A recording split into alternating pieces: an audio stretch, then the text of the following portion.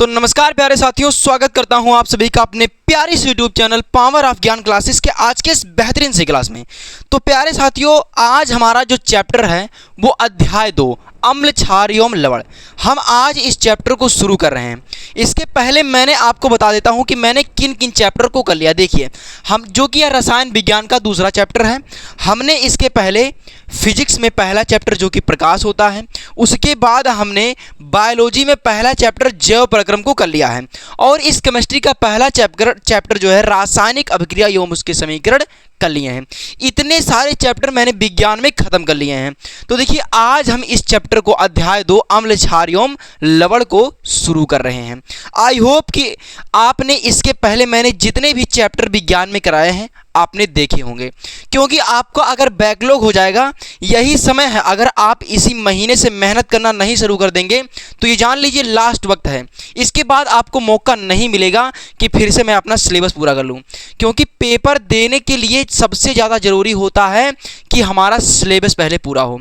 आप अभी one shot देखेंगे तो वन शॉट देखने से कोई फायदा नहीं होगा। सबसे पहले आपको ज़रूरी है आपका सिलेबस पूरा होना। अगर आपका सिलेबस पूरा है तो आप हर एक चीज़ को अच्छी तरीके से समझेंगे, और सबसे ज़्यादा ज़रूरी होता है कि हर एक चीज़ को डिटेल में समझने की।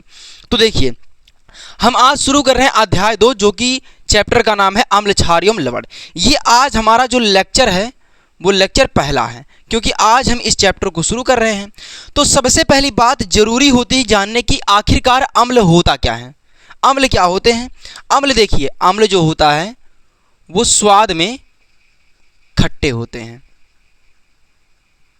स्वाद में खट्टे होते हैं, मतलब जो अम्ल होता है इसका स्वाद खट्टा होता है। उसके बाद यहाँ पर क्षार क्या है? क्षार जो होता है इसका स्वाद कड़वा होता है। और यहाँ पर इसका डेफिनेशन जो होगा अम्ल का, वे पदार्थ जो स्वाद में खट्टे होते हैं क्या कहलाते हैं? अम्ल कहलाते हैं। अम्ल की परिभाषा क्या बनी? अम्ल की परिभाषा बनी कि वे पदार्थ जो स्वाद में खट्टे होते हैं अम्ल कहलाते हैं। और यहाँ पर क्षार की यानी बेस की फार्मूला क्या हुई? वे पदार्थ जिनका स्वाद कड़वा होता है वो क्या कहलाते हैं? क्षार कहलाते हैं। लेकिन ये तो मैंने आपको बताया कि वैसे ही इसका डेफिनेशन बन गया, लेकिन हमारे पेपर में हमें इसका डेफिनेशन कैसे लिखना है अम्ल का और क्षार का।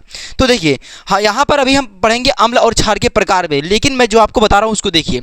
यहाँ पर क्या है, हमें अम्ल का यहाँ पर हमने ऐसे देख लिया कि अम्ल जो होते हैं वो स्वाद में खट्टे होते हैं, और क्षार जो होता है ये स्वाद में कड़वा होता है। लेकिन हमें हमारे पेपर में कैसे लिखना है कि इसका जो होता है डेफिनेशन क्या होगा। तो देखिए, सबसे पहले हम देखते हैं आखिरकार अम्ल क्या होता है, और हमारे पेपर में लिखने का एक अच्छा तरीका भी देखते हैं। तो अब देखिए, हम देखते हैं कि अम्ल क्या होता है। हमने जैसा कि आपको बताया कि अम्ल स्वाद में खट्टा होता है। इसका डेफिनेशन बन रहा है वे पदार्थ जो स्वाद में खट्टे होते हैं अम्ल कहलाते हैं। लेकिन अम्ल का परिभाषा जो है हमारे पेपर में हमें कैसे लिखना है उसको देखिए, क्योंकि ये हमारे पेपर में बहुत बार पूछा जाता है। तो अम्ल क्या होते हैं? वे पदार्थ जो जलीय विलयन में वियोजित होकर, मतलब घुल करके हाइड्रोजन आयन देते हैं। क्या देते हैं? हाइड्रोजन आयंस देते हैं, अम्ल कहलाते हैं। तो देखिए क्या है,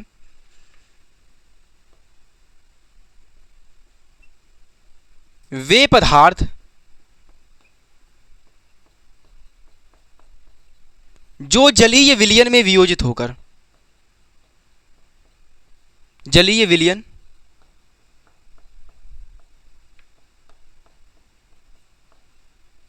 वियोजित होकर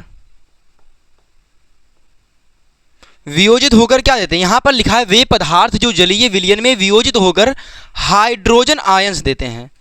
क्या देते हैं? हाइड्रोजन आयन देते हैं।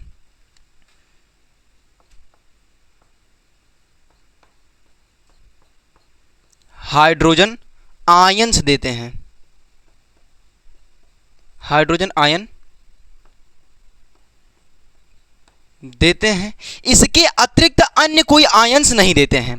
क्या है? इसके अतिरिक्त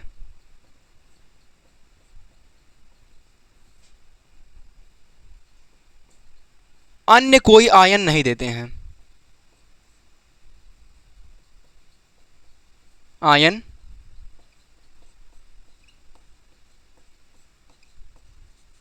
मतलब हमने यहाँ पर बताया कि आपको कि वे पदार्थ जो जलीय विलयन में वियोजित होकर मतलब घुलकर हाइड्रोजन आयन देते हैं, इसके अतिरिक्त अन्य कोई आयन नहीं देते हैं, अम्ल कहलाते हैं।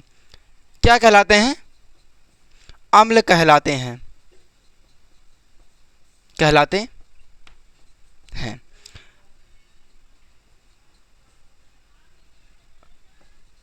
अम्ल में हाइड्रोजन आयन उपस्थित होता है। अम्ल में क्या होता है? अम्ल में हाइड्रोजन उपस्थित होता है।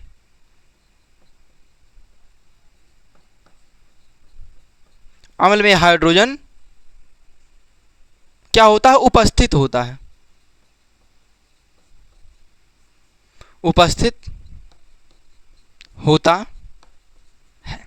तो दोस्तों हमने क्या बताया? हमने ये बताया बस कि अम्ल का डेफिनेशन क्या बना? वे पदार्थ जो जलीय विलयन में वियोजित होकर यानी मिलकर हाइड्रोजन आयन देते हैं और हाइड्रोजन आयन के अतिरिक्त अन्य कोई आयन नहीं देते, मतलब हाइड्रोजन आयन के अलावा और कोई आयंस को उत्पन्न नहीं करते हैं, तो वही क्या कहलाते हैं? अम्ल कहलाते हैं। अब जो अम्ल होता है उसमें हाइड्रोजन उपस्थित होगा, मतलब H जो है वो उपस्थित होगा। इतनी बात आपको क्लियर है? तो देखिए हमने बताया कि वे पदार्थ जो जलीय विलयन में वियोजित होकर यानी मिलकर हाइड्रोजन आयन हमें दे दें वही अम्ल कहलाएंगे। लेकिन अब अम्ल क्या प्रकार क्या होता है? यहां पर देखिए क्या है अम्ल के प्रकार। अम्लों के प्रकार। अम्ल कितने प्रकार के होते हैं? अम्ल 2 प्रकार के होते हैं। यहां पर लिखिए आयनन के आधार पर। आयनन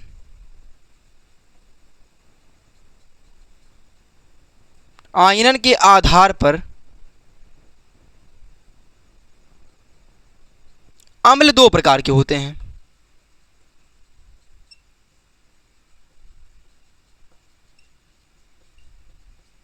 आयनन के आधार पर अम्ल कितने प्रकार के होते हैं? आयनन के आधार पर अम्ल 2 प्रकार के होते हैं। 2 प्रकार कौन कौन से हैं? देखिए पहला प्रबल अम्ल, दूसरा दुर्बल अम्ल। क्या है? प्रबल अम्ल और दूसरा क्या कह रखा है? दूसरा कह रखा है दुर्बल अम्ल। तो हमने क्या बताया? हमने बताया कि अम्ल 2 प्रकार के होते हैं, any types of the acid. अम्ल 2 प्रकार के होते हैं, आयनन के आधार पर अम्ल 2 प्रकार के होते हैं, एक प्रबल अम्ल और दूसरा दुर्बल अम्ल। इतनी बात आपको क्लियर है? यानी अम्ल जो होता है जो स्वाद में खट्टे होते हैं वो अम्ल कहलाते हैं। ये मैंने आपको एक बेसिक तरीके से बताया, लेकिन हमें पेपर में लिखना है कि जो अम्ल होता है वो जलीय विलयन में वियोजित होकर हाइड्रोजन आयन देता है, अम्ल कहलाता है। अम्ल जो होता है उसमें हाइड्रोजन उपस्थित होते हैं। मैं आपको इतनी बातें जो मुंह से बोलकर बता रहा हूं, आप यहीं पर इस परिभाषा को याद कर लेंगे। मैं बोल रहा हूं दोबारा इसको देखने की जरूरत नहीं पड़ेगी, लेकिन आपको चीज़ों को रिवाइज करना है। अगर आप चीज़ों को रिवाइज करेंगे, अगर आप जितना चीज़ों को रिवाइज करेंगे उतने ही ज़्यादा आप अपने क्लास में तेज होंगे हर बच्चे से। यहां पर कहा अम्ल के प्रकार, हमने बताया आयनन के आधार पर अम्ल 2 प्रकार के होते हैं, एक प्रबल अम्ल एक दुर्बल अम्ल। अब हम देखते हैं कि प्रबल अम्ल क्या होता है और दुर्बल अम्ल क्या होता है। तो देखिए हमने देखा, अब हम देख रहे हैं प्रबल अम्ल। हमने इसके पहले अम्ल के प्रकार देख लिए और अम्ल देख लिए। अब हम देखते हैं कि प्रबल अम्ल क्या होता है। देखिए प्रबल अम्ल क्या होता है, यहां पर नाम से ही पता चल रहा है प्रबल मतलब जो तेज होता है, मतलब यहां पर प्रबल मतलब मजबूत। तो देखिए यहां पर क्या होगा? प्रबल अम्ल वे अम्ल जो जल में पूर्णतः वियोजित यानी पूरी तरह से वियोजित मतलब मिल जाएं या घुल जाएं। यहां पर कहा है वे अम्ल जो जल में पूर्णतः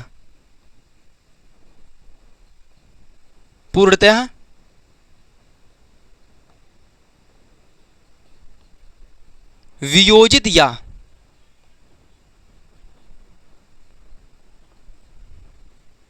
आयनित हो जाते हैं,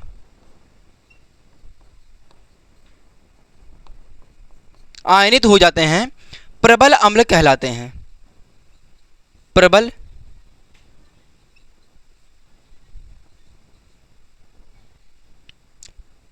अम्ल कहलाते हैं। तो देखिए प्रबल अम्ल क्या होता है? वे अम्ल जो जल में पूर्णतः वियोजित या आयनित हो जाते हैं, मतलब पूरी तरीके से मिल जाएं या उनमें आयनित हो जाएं, उन्हीं को हम प्रबल अम्ल कहते हैं।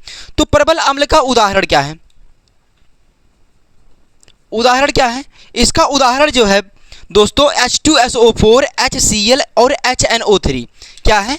H2SO4 या HCl यानी हाइड्रोजन क्लोराइड, ये क्या सल्फ्यूरिक अम्ल है।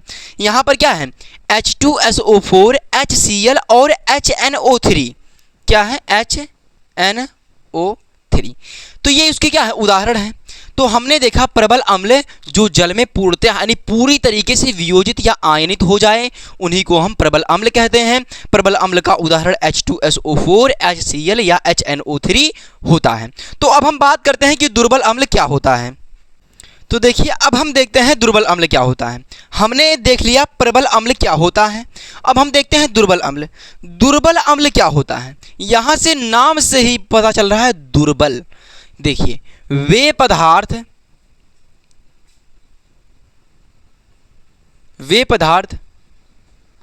जो जलीय विलयन में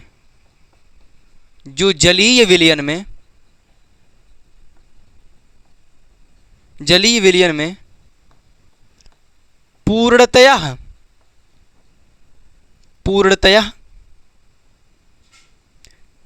वियोजित या आयनित नहीं होते हैं।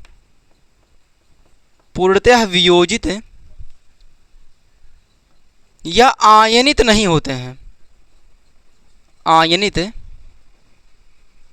नहीं होते हैं।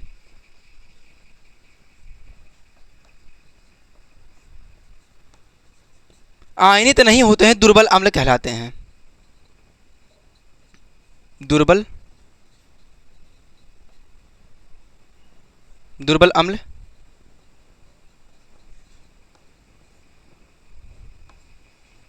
देखिए, यहाँ पर वे पदार्थ जो जलीय विलयन में पूर्णतः यानी पूरी तरीके से वियोजित या आयनित ना हो, वही क्या कहलाते हैं? दुर्बल अम्ल कहलाते हैं। तो इसका जो है उदाहरण क्या है? उदाहरण देखिए, उदाहरण है इसका जैसे HCN हाइड्रोजन साइनाइड, CH3COOH। ये क्या है? ये यहाँ पर दुर्बल अम्ल हैं। तो देखिए, यहाँ पर सबसे पहले देखिए, यहाँ पर जो हाइड्रोजन साइनाइड है, ये क्या है? Hydrogen cyanide. यहाँ पर ये क्या है? Hydrogen cyanide.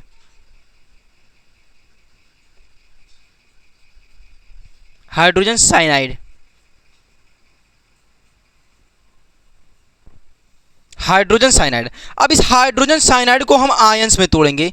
ये किसका चिन्ह है? ये उत्क्रमणीय अभिक्रिया का चिन्ह है, जो अभिक्रिया दोनों तरफ से होती है।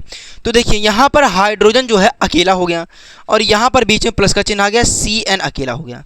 अब यहाँ पर चार्ज आया प्लस का, हाइड्रोजन प्लस का होता है और साइनाइड माइनस का। तो ये क्या हो गया? ये हाइड्रोजन आयन बन गया।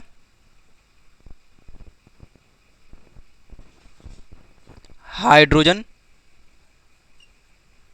आयन बन गया और ये साइनाइड आयन।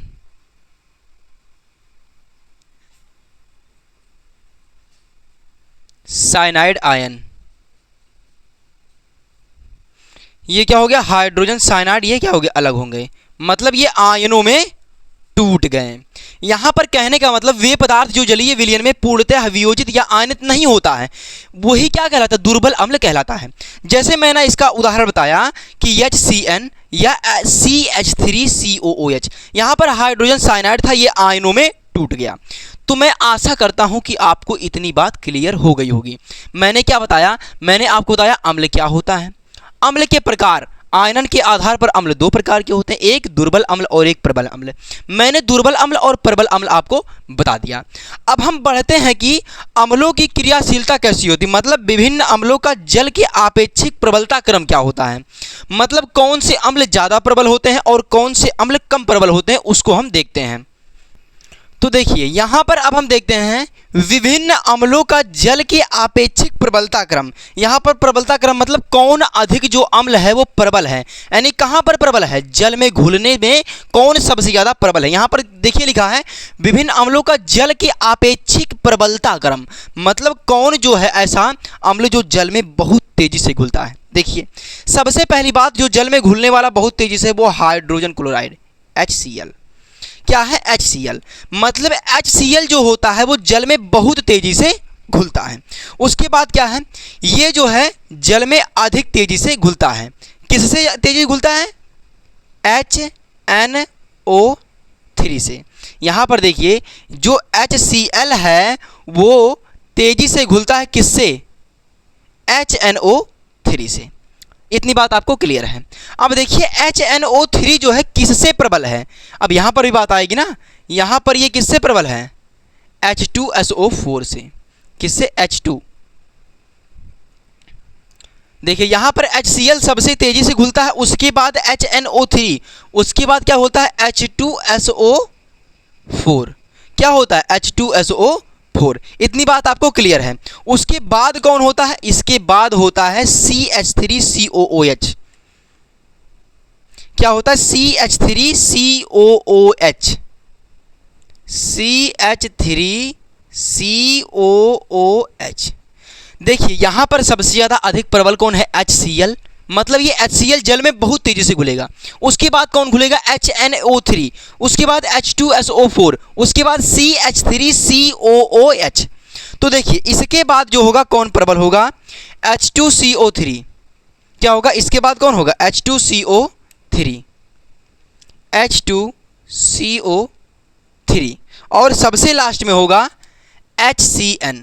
क्या होगा, HCN, हाइड्रोजन साइनाइड, HCN। तो देखिए हमने बताया आपको यहाँ पर सबसे तेजी से जल में घुलने वाला HCl, उसके बाद HNO3, उसके बाद H2SO4, उसके बाद CH3COOH, उसके बाद H2CO3, उसके बाद HCN। आई होप कि इतनी बात आपको क्लियर होगी। मतलब यहाँ पर देखिए कहा विभिन्न अम्लों का जल के आपेक्षिक प्रबलता क्रम, मतलब कौन ऐसा अम्ल है जो बहुत तेजी से जल में घुलता है। तो सबसे पहले जो घुलता है उसको सबसे बड़ा होगा, मतलब सबसे आगे होगा। उसके बाद यहाँ पर जैसे जैसे पीछे जाएंगे वैसे वैसे वो जल में बहुत कम घुलेगा। तो मैं आशा करता हूं कि आपको ये बातें समझ में आ गई होंगी। अब यहाँ पर अम्ल का काम खत्म होता है। अब हम बढ़ते हैं क्षार की तरफ। तो सबसे पहले हम देखते हैं कि क्षार आखिरकार होता क्या है। तो देखिए अब हम देखते हैं क्षारक।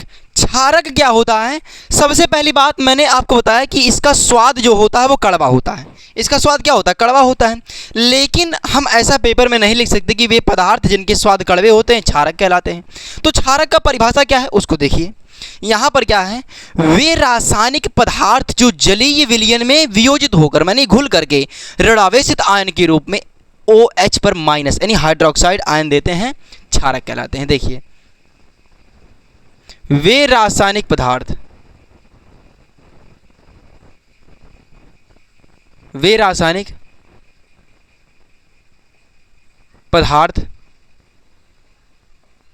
जो जलीय विलयन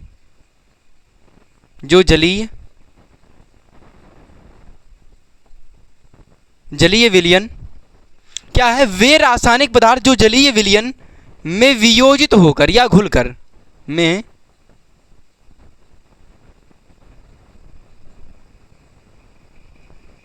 वियोजित होकर ऋणावेशित आयन के रूप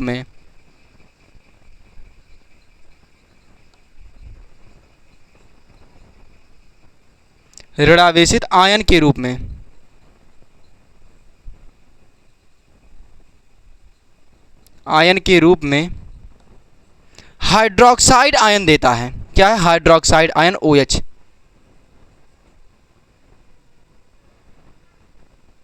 हाइड्रोक्साइड आयन देता है।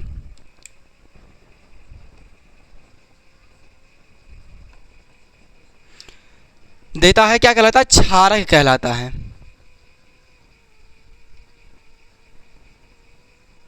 क्षारक कहलाता है। तो मैंने आपका इसका डेफिनेशन क्या बताया कि वे रासायनिक पदार्थ जो जलीय विलयन में वियोजित होकर ऋणावेशित आयन के रूप में हाइड्रोक्साइड आयन देते हैं, क्षारक कहलाते हैं। इतनी बात आपको क्लियर है। तो देखिए, सबसे पहली बात यहाँ पर क्षारक क्या होते हैं, जिसके लास्ट में, जिस तत्व के क्या यौगिक के लास्ट में OH आ जाए, जान लीजिए वो क्या है, क्षार है। तो सबसे पहली बात यहाँ पर ध्यान देने वाली बात है, यहाँ पर एक चीज नोट में लिखिएगा। नोट में क्या लिखेंगे, वे क्षारक जो जल में घुलनशील होते हैं क्षार कहलाते हैं। क्या है, वे क्षारक जो जल में घुलनशील होते हैं क्षार कहलाते हैं। वे क्षारक जो जल में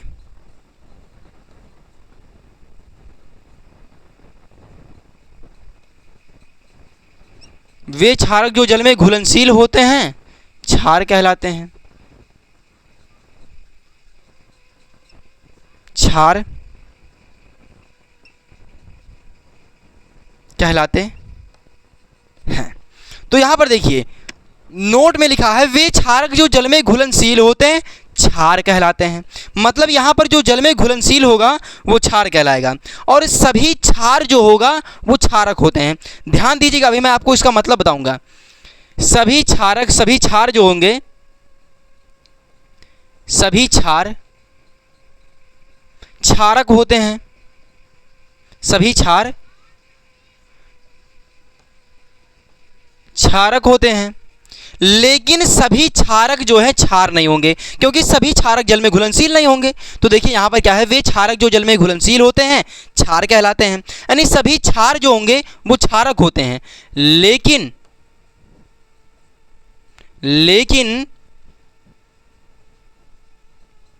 सभी क्षारक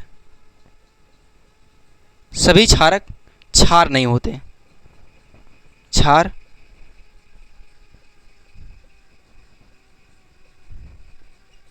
इसको आप नोट में कर करके इसको आप बॉक्स के अंदर बंद कर दीजिए, क्योंकि यहाँ पर बहुत अच्छी चीज़ें छुपी हैं। यहाँ से हमारे पेपर में क्वेश्चन बन सकता है बहुविकल्पी फॉर्म में, कैसा भी क्वेश्चन बन सकता है, क्योंकि हमें कोई पता नहीं कि क्वेश्चन कहाँ से बन जाए, लेकिन बनेगा हमारे सिलेबस से ही, ये बात आप भी जानते हैं। तो देखिए हमने क्या बताया आपको, क्षारक में वे रासायनिक पदार्थ जो जलीय विलयन में वियोजित यानी मिल करके क्या बनाए, ऋणावेशित यानी ऋणात्मक आयन के रूप में हाइड्रोक्साइड आयन देते हैं, क्षारक कहलाते हैं।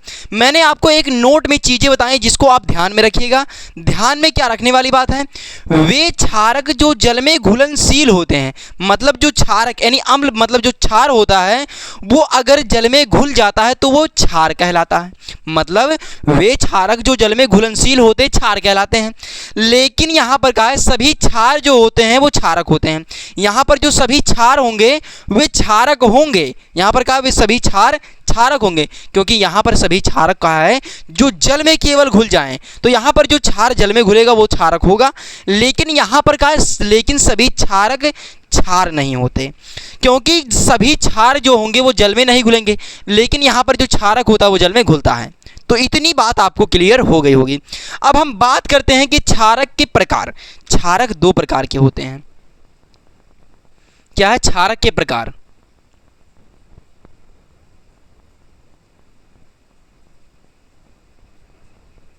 क्षारक के प्रकार। क्षारक दो प्रकार के होते हैं, एक प्रबल क्षारक और दूसरा दुर्बल क्षारक। तो प्रबल क्षारक क्या होता है और दुर्बल क्षारक क्या होता है इसको भी हम देखेंगे, लेकिन सबसे पहले देखिए प्रबल क्षारक। प्रबल क्षारक और दूसरा क्या है, दुर्बल क्षारक।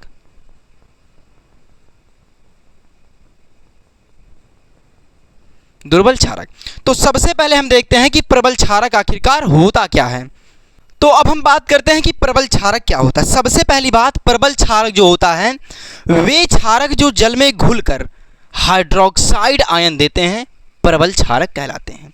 देखने वाली बात है यहाँ पर, देखिए क्या है, वे क्षारक जो जल में घुलकर, वे क्षारक जो जल में घुलकर हाइड्रोक्साइड आयन देते हैं, हाइड्रोक्साइड आयन देते हैं प्रबल क्षारक कहलाते हैं। प्रबल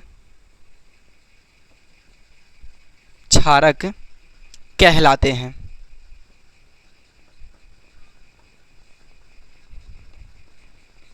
तो मैंने आपको क्या बताया, प्रबल क्षारक क्या होता है, वे क्षारक जो जल में घुल करके हाइड्रोक्साइड आयन दे दें वही प्रबल क्षारक कहलाते हैं।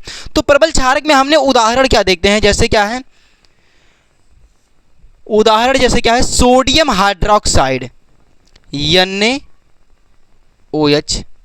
Potassium hydroxide KOH, barium hydroxide BaOH का होल ट्वाइस।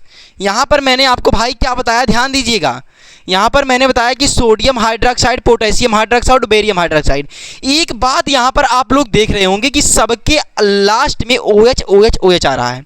तो देखिए यहाँ पर कहा गया है कि वे क्षारक जो जल में घुल करके हाइड्रोक्साइड आयन देते हैं प्रबल क्षारक कहलाते हैं। अब जब किसी को हम जल में घोलेंगे तब वह क्या होगा, आयनों में टूट जाएगा। जैसे देखिए यहाँ पर मैंने लिख दिया पोटेशियम हाइड्रोक्साइड, क्या लिख दिया, पोटेशियम हाइड्रोक्साइड। नहीं तो आप लिखिए सोडियम हाइड्रोक्साइड, सोडियम हाइड्रोक्साइड लिख लीजिए, चाहे पोटेशियम हाइड्रोक्साइड लिखिए, बात एक ही पड़ेगा। क्या लिख दिया, सोडियम NaOH, सोडियम हाइड्रोक्साइड लिख दिया, इसका नाम क्या है, सोडियम हाइड्रोक्साइड, सोडियम हाइड्रोक्साइड।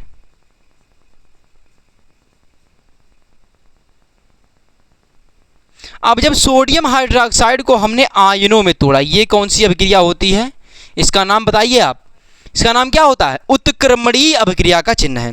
तो जब इसको मैंने आयनों में तोड़ा तो यहाँ पर सोडियम जो होगा वो अलग हो गया, सोडियम अपना आयन लेकर अलग हो गया और बीच में प्लस आ गया, और हाइड्रोक्साइड अपना ऋणावेशित आयन लेकर के अलग हो गया। ये क्या है, सोडियम आयन है, ये क्या है, सोडियम आयन।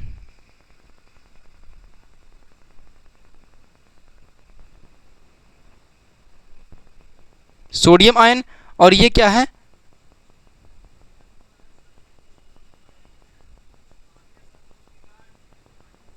Hydroxide ion. तो देखिए मैंने यहाँ पर आपको बताया कि सोडियम हाइड्रोक्साइड जो है इसको मैंने आयन में तोड़ा, जब जल में घोला तो इसको आयन में तोड़ना पड़ेगा, तो तोड़ा जब इसको हमने तो यहाँ पर सोडियम अलग हो गया और हाइड्रोक्साइड अलग हो गया। तो मैं आशा करता हूँ कि आपको प्रबल क्षारक बहुत अच्छी तरीके से समझ में आ गया होगा। अब हम बात करते हैं कि दुर्बल क्षारक क्या होता है। तो देखिए दुर्बल क्षारक किसे कहते हैं। सबसे पहली बात यहाँ पर दुर्बल क्षारक आखिरकार होता क्या है, नाम से ही पता चल रहा है दुर्बल। तो देखिए इसका हम डेफिनेशन सबसे पहले लिखते हैं, वे क्षारक जो जल में आसानी से नहीं घुलते हैं, वे क्षारक जो जल में, वे क्षारक जो जल में आसानी से नहीं घुलते हैं,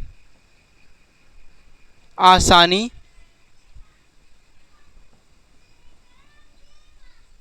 नहीं घुलते हैं,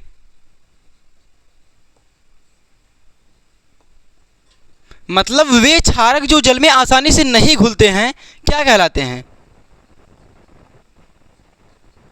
दुर्बल क्षारक कहलाते हैं।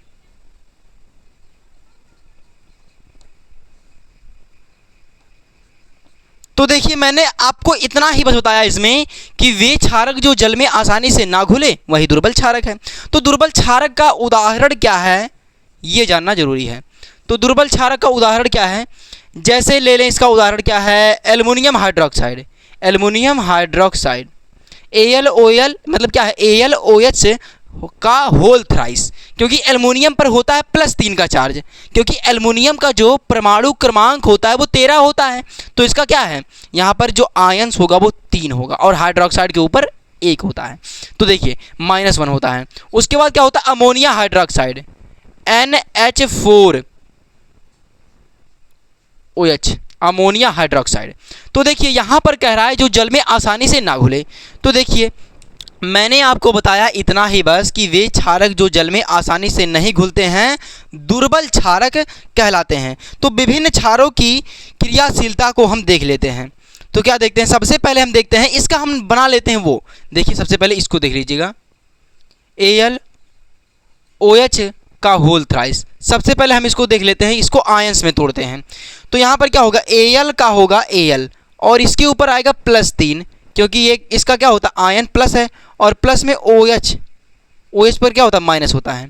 तो ये दोनों क्या हो गए, आयन में टूट गए। तो मैंने बताया आपको दुर्बल क्षारक क्या होता है और इसका मैंने आपको उदाहरण भी बताया। तो अब हम देखते हैं कि विभिन्न अम्लों की जो विभिन्न क्षारकों की जो क्रियाशीलता होती है, मतलब उनके क्रम में कौन ज़्यादा क्रियाशील होता है जल में घुलने के लिए, तो उसको हम देखते हैं। तो देखिए, विभिन्न अम्लों की जलीय विलयन में प्रबलता, जलीय विलयन में क्या है, प्रबलता। तो सबसे पहली बात यहाँ पर देखिए, यहाँ पर लिखा विभिन्न यानी अनेक क्षारों की जो जलीय विलयन में यानी जल में घुलने की जो प्रबलता है वो सबसे ज़्यादा किसकी है। तो देखिए यहाँ पर जो होता है पोटेशियम हाइड्रोक्साइड, क्या है, पोटेशियम हाइड्रोक्साइड जो होगा वो अधिक क्रियाशील है किससे, सोडियम हाइड्रोक्साइड से, सोडियम हाइड्रोक्साइड से। और सोडियम हाइड्रोक्साइड अधिक क्रियाशील है किससे, अमोनिया हाइड्रोक्साइड से, क्या है, अमोनिया हाइड्रोक्साइड से। और अमोनिया हाइड्रोक्साइड जो है वो अधिक क्रियाशील है किससे, बेरियम हाइड्रोक्साइड से। इतनी बातें आपको क्लियर हो गई होंगी। क्या है, सोडियम यानी पोटेशियम जो हाइड्रोक्साइड है वो अधिक क्रियाशील है किससे, सोडियम हाइड्रोक्साइड से। और सोडियम हाइड्रोक्साइड अधिक क्रियाशील है अमोनिया हाइड्रोक्साइड से। और अमोनिया हाइड्रोक्साइड अधिक क्रियाशील है बेरियम हाइड्रोक्साइड से। तो मैं आशा करता हूं आपको यह चीज़ें समझ में आ गई होंगी। मैंने आज आपको क्या बताया, मैंने आपको बताया कि अम्ल क्या होता है और क्षार क्या होता है। अम्ल के प्रकार मैंने दो बताया, एक दुर्बल अम्ल एक प्रबल अम्ल। और मैंने क्षार को बताया कि एक प्रबल क्षारक और एक दुर्बल क्षारक। तो आई होप कि मैं आशा करता हूं कि आज की यह क्लास आपको बहुत अच्छी समझ में आई होगी। तो देखिए प्यारे साथियों, बस एक चीज़ें आप करते रहिए, मेहनत करते रहिए, क्योंकि मेहनत में वो मज़ा है ना जो किसी चीज़ में नहीं है। आप जितनी मेहनत करेंगे आपको उतना ही मज़ा आएगा, यकीन मानिए, जितनी मेहनत करेंगे उतना ही मज़ा आएगा आपको। तो प्यारे साथियों, आज की क्लास को हम यहीं तक रखते हैं। अगर आपको वीडियो अच्छी लगी हो तो लाइक, सब्सक्राइब, कमेंट जरूर कीजिएगा। आप प्यारे साथियों किसी भी वीडियो में आप कमेंट नहीं करते हैं, आप कमेंट कीजिए ना कि आपको क्लास कैसी लगी, अच्छी लगी, या उसमें जो डाउट हो आप उसको भी लिखिए, हमारे साथ शेयर कीजिए कि आपको समझ में आया या नहीं आया। अगर कोई भी आपका डाउट है तो प्यारे साथियों मैं आपका वो डाउट क्लियर करके दूंगा, आप बस कमेंट में लिखिए। तो दोस्तों आज की क्लास को यहीं तक रखते हैं। आप पढ़ते रहिए, बहुत अच्छी तरीके से पढ़ते रहिए, क्योंकि यहाँ पर आप जितना ही अच्छी मेहनत करेंगे उतना ही बढ़िया रिजल्ट मिलेगा। तो प्यारे साथियों जाइए आप लोग सभी अपना, ये मैंने जो आपको इस वीडियो में जो पढ़ाया है वहाँ पर एक हम इस चीज़ों को ध्यान में देखते हुए चल रहे हैं कि यहाँ से आपका एक प्रॉपर नोट्स भी बने। आप अगर वीडियो से नोट्स बनाना चाहें तो बना सकते हैं। अगर आप इसको नोट्स जो है अगर चाहें कि हमें हैंड रिटन नोट्स मिले तो वो टेलीग्राम पर उपलब्ध है, और टेलीग्राम का लिंक जो है वीडियो के डिस्क्रिप्शन बॉक्स में दे दिया जाएगा, आप वहाँ से लिख लीजिएगा। तो प्यारे साथियों चलते हैं आज की क्लास को यहीं तक। Thank you.